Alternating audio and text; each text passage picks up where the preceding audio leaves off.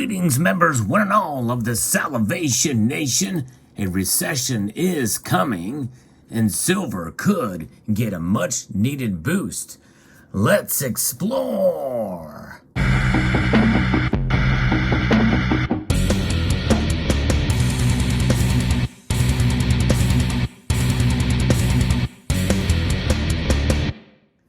Indeed, silver's prices has been pretty disappointing over the past couple of years.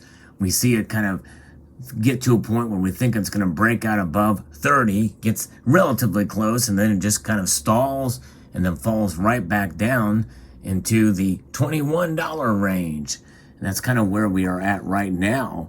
In fact, we look at the markets today, all the metals are down across the board. It's crazy.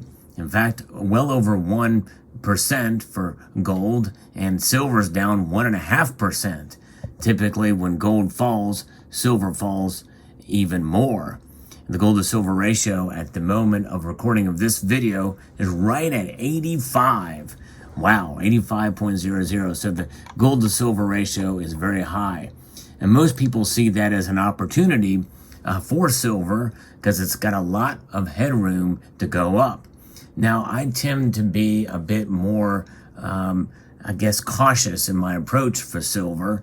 Just because the ratio is high does not necessarily mean that it's going to narrow back to the days when we used to see it between 50 and 60 and maybe 65 to 1.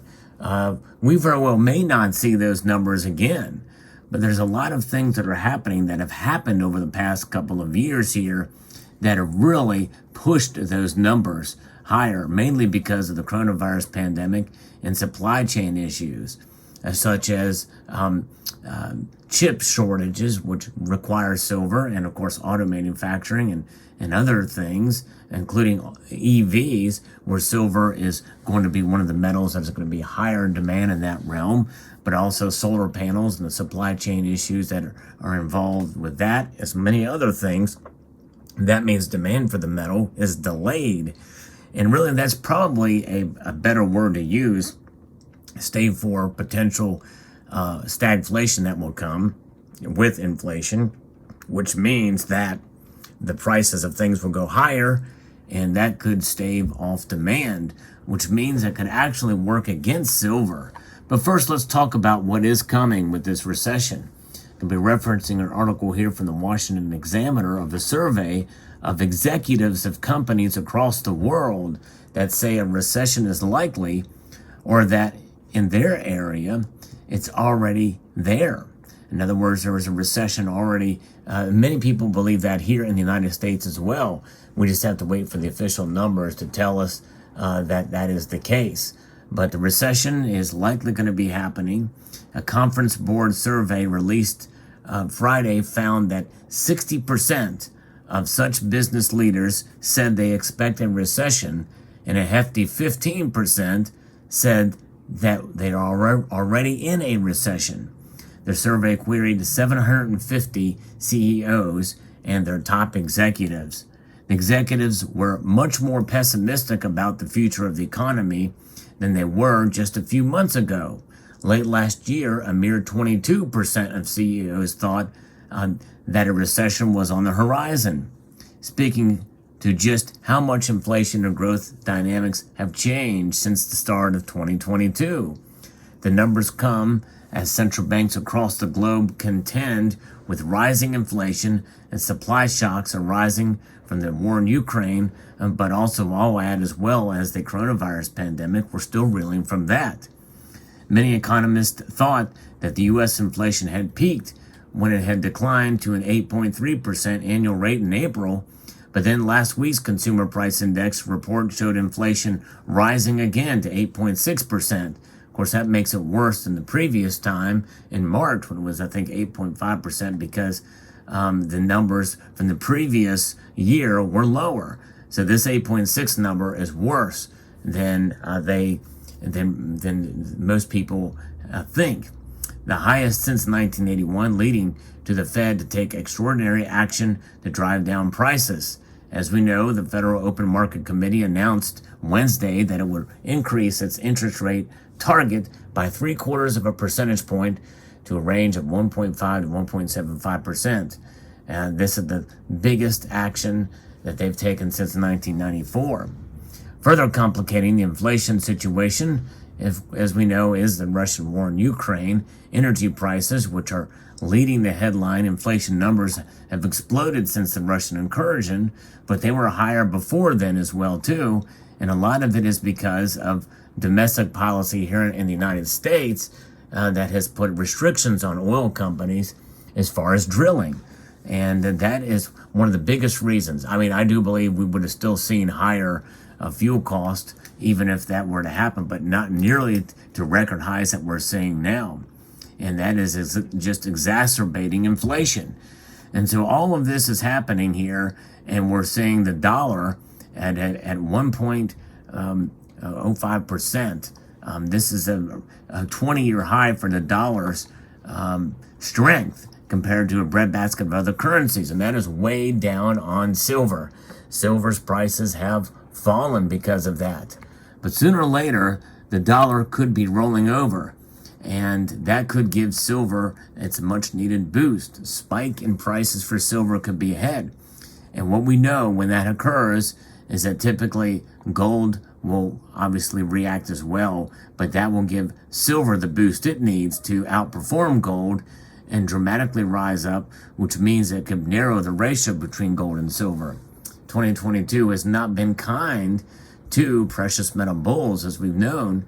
Despite the big run earlier in the year, we've seen one of the largest silver routs in history. Yet the US dollar has been melting down since the Fed's meeting. Silver futures appear to have put in a base near trendline support levels, and the market is close to producing a bullish moving average crossovers. Despite these positive developments, silver can change direction on a dime. We've seen that happen too in a merciless manner. Thus, we like having quite a bit of room for error and keeping things small.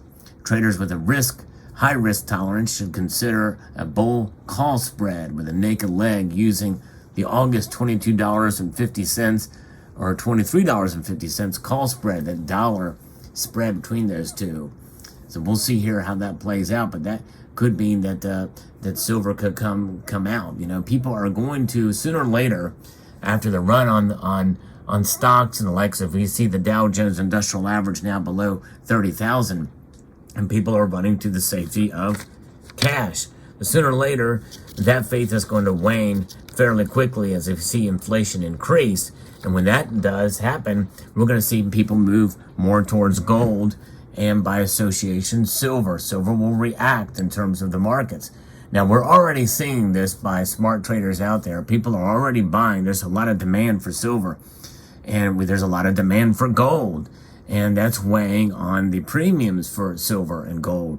And what you're seeing here is a display of silver that I think is wise to buy at this moment. You'll notice that in this picture, in this view, there are no government-issued bullion pieces.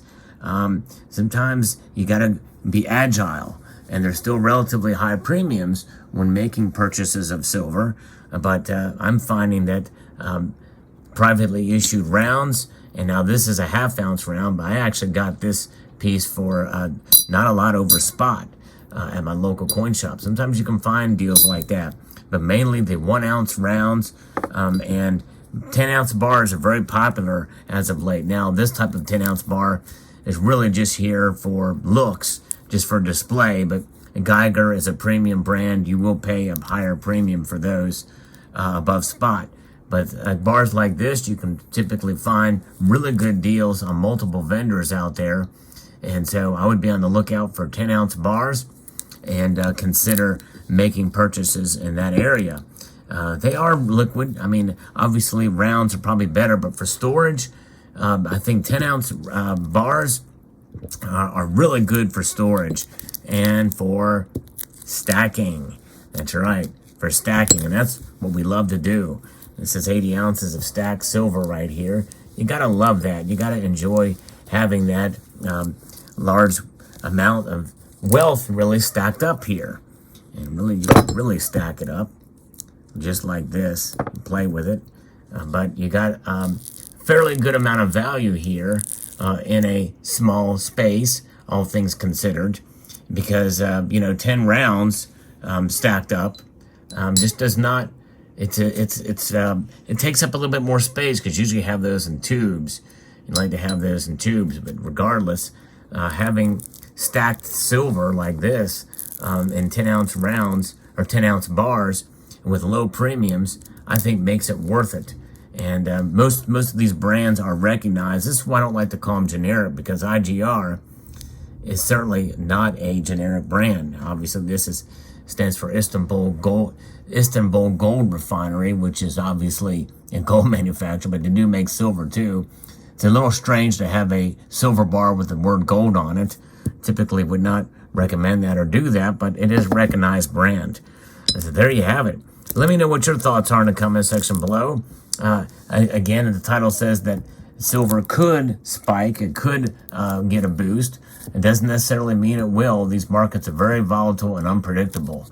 But nonetheless, stacking should be a long-term proposition, and take advantage of dips when you can, because you never know where the markets are going to head down the road. And so this is why I have been actually stacking a little bit more silver lately and have changed my strategy slightly this year. Let me know what you're doing, and I'd like to extend a multitude of gratitude to you all for taking the time to watch, and remind you that I do post videos on a daily basis. And I'm going to encourage you to check out the video just before this one on the germanium mint round that I got. Really cool looking piece. You got to love the designs on silver. And also the video I posted this morning. I'd like to extend a multitude of gratitude to you all for taking the time to watch, and to encourage you to please rate, share, comment, and subscribe.